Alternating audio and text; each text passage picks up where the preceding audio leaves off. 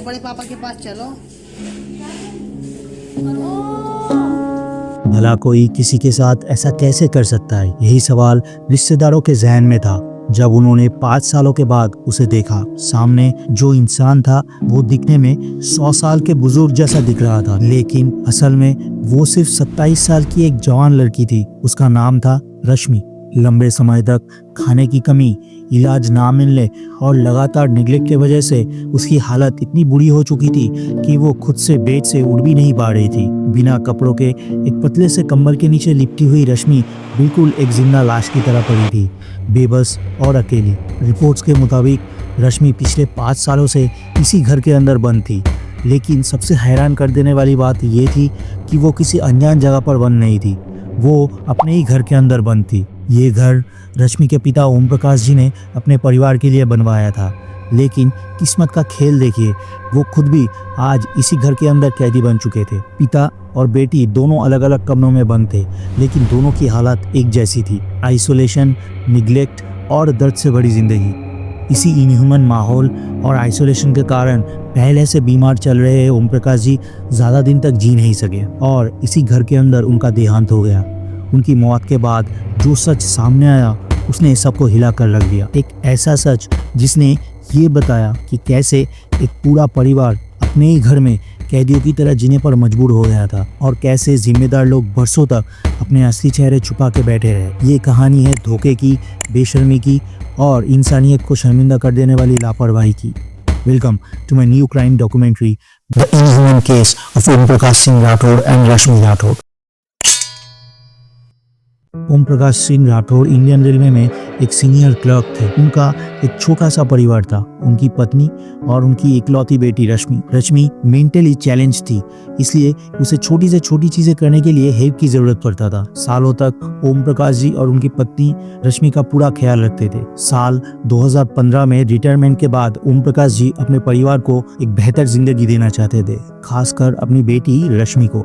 इसलिए उन्होंने उत्तर प्रदेश के महोबा डिस्ट्रिक्ट में अपना खुद का घर बनाना शुरू किया। उनके लाइफ में सब कुछ प्लान के मुताबिक चल रहा था, लेकिन 2016 में उनकी पत्नी का देहांत हो गया और उसी के साथ रश्मि को लेकर उनकी मुश्किलें धीरे धीरे बढ़ने लगी। रिटायरमेंट के बाद 2 सालों तक ओम प्रकाश जी अपने भाई अमर सिंह राठौर और उनकी फैमिली के साथ रहने के बाद जब 2017 में रश्मि के साथ अपने नए घर में शिफ्ट हो गए, तब तो रश्मि की पूरी जिम्मेदारी ओम प्रकाश जी के कंधों पर आ गई। रश्मि के देखभाल में ओम प्रकाश जी इतने व्यस्त रहते थे कि घर के बाकी काम ठीक से नहीं हो पाते थे। इसलिए उन्होंने मदद के लिए एक हाउस हेल्प कपल को रख लिया, राम देवी और उनके पति राम प्रकाश कुशवाहा। ये कपल एक प्रोफेशनल हाउस हेल्प थे, लेकिन एक बुजुर्ग आदमी और एक डिपेंडेंट बेटी की मुश्किलें देखकर ये लोग अपने काम से ज्यादा मदद करने लगे। धीरे धीरे राम देवी और राम प्रकाश ओम प्रकाश जी के लिए काफी खास होते चले गए। साल 2020 में जब कोविड-19 पूरे देश में फैला,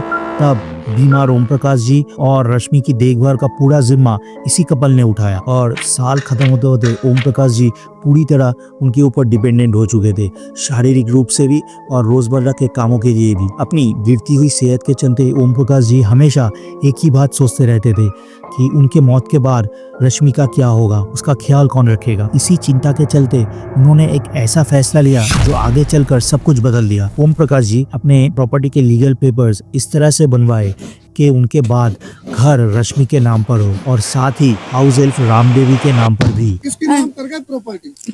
मैं रश्मि राठौर और रामदेवी मौसी। उनका मकसद सिर्फ इतना था कि उनके बाद रश्मि का ध्यान रखने वाला कोई हो, लेकिन जो वो चाहते थे उसका बिल्कुल उल्टा हुआ। आरोप है कि घर का हक मिलने के बाद रामदेवी और उनके पति राम प्रकाश कुशवाहा धीरे धीरे पूरे घर पर अपना कंट्रोल बनाने लगे। उन्होंने घर के ऊपर अपने लिए अलग रहने की जगह बना ली और ओम प्रकाश जी और रश्मि को नीचे अलग अलग कमरों में शिफ्ट कर दिया। ओम प्रकाश जी बीमार थे और रश्मि को अपने हक और कानूनी राइट्स के बारे में कोई समझ नहीं थी। इसी कमजोरी का फायदा रामदेवी और उनके पति ने उठाया। जब पड़ोसी या ओम प्रकाश जी के भाई अमर सिंह उनसे मिलने आते तो रामदेवी उन्हें ये कहकर वापस भेज देती, बाबूजी और दीदी किसी से मिलना नहीं चाहते, या फिर कहती कि दोनों दवाई लेकर सो रहे हैं। इससे होता यह है कि धीरे धीरे लोगों का आना जाना लगभग बंद हो गया और ओम प्रकाश जी और रश्मि अपने ही घर के अंदर धीरे धीरे पूरी तरह अकेलेपन और आइसोलेशन में धकेल दिए गए। अब रामदेवी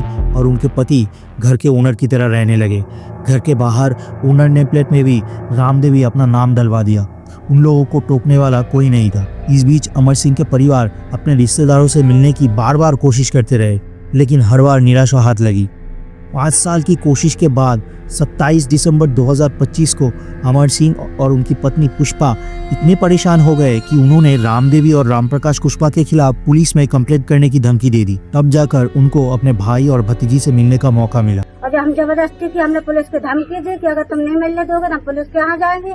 तब इन्होंने ताला खोल कर मिलने दिया तो बिटिया बिल्कुल नंगी लेटी थी, बिल्कुल कंकाल की तरह उसका हड्डी ढांचा दिख रहा है। अभी भी मेरे साथ है बिटिया। वो उस दिन अपने रिश्तेदारों को किस हालत में पाया ये तो आप पहले से ही जानते हैं, लेकिन 2 दिन बाद 29 दिसंबर 2025 को ओम प्रकाश जी का देहांत उनके घर पर ही हो गया। इस बार अमर सिंह ने तुरंत पुलिस कंप्लेंट दर्ज करवाई। उनका कहना था कि रामदेवी और राम प्रकाश ने ओम प्रकाश जी का घर और उनका बैंक बैलेंस हासिल करने के लिए उनको जानबूझकर इलाज से वंचित रखा और उसी की वजह से उनका देहांत हो गया। कोतवाली पुलिस ने पहले केस रजिस्टर किया और बाद में ओम प्रकाश जी का पोस्टमार्टम करवाया। इनिशियल पोस्टमार्टम रिपोर्ट में बताया गया कि ओम प्रकाश जी का मौत क्रॉनिक लंग डिजीज और मेल न्यूट्रिशन से हुई है। रश्मि को भी मेल नरिश्ड हालत में अस्पताल में एडमिट करवाया गया है। डॉक्टर्स अभी उसका इलाज कर रहे हैं। उसकी सेहत को लेकर चिंता अभी जारी है। कोतवाली पुलिस ने रामदेवी और रामप्रकाश जी को कस्टडी में लेकर पूछताछ शुरू कर दी है। उनको लीगल प्रोसेस की तहत पूछा जा रहा है और फाइनल पोस्टमार्टम रिपोर्ट का इंतजार चल रहा है। तब तक ये सब एलिगेशन के रूप में आगे बढ़ रहे हैं, जो कोर्ट में आगे चल के साबित होंगे या नहीं वो आगे चल के समय बताएगा। अमर सिंह और उनकी पत्नी पुष्पा अब रश्मि की जिम्मेदारी लेने के लिए तैयार है, लेकिन उनका ये भी कहना है कि रामदेवी और उनके पति उनके भाई के घर से तुरंत चले जाएं। अमर सिंह चाहते हैं कि वो वहां रहकर रश्मि की देखभाल करे। अब सवाल ये उठता है, क्या ओम प्रकाश जी और रश्मि को इंसाफ मिलेगा?